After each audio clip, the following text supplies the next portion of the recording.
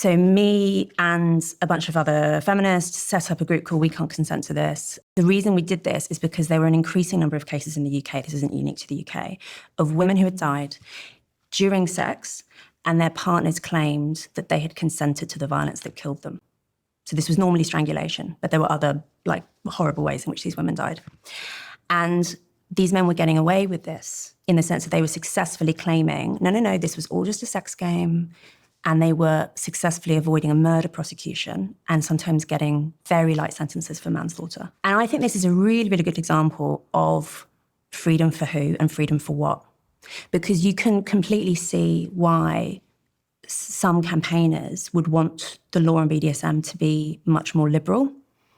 And they would say, and they do say, I'm a consenting adult. Who are you to tell me that I can't do X, Y, Z in the bedroom? But then I say, okay, but the problem is we're all connected to one another and your freedoms impact on mine. And this all, a society is greater than the sum of its parts.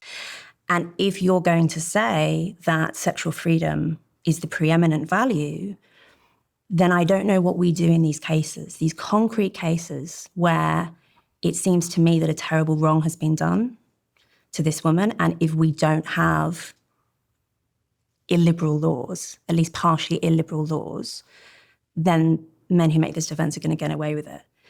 And so I'm sorry this is a dark example to kick off the conversation with, but I just think it's a pertinent example of how freedom is difficult and agency is difficult and choice is difficult. And we can say that these things are good generally. I think they are good generally, but they are virtues that need to be balanced against other virtues. And that's the challenge.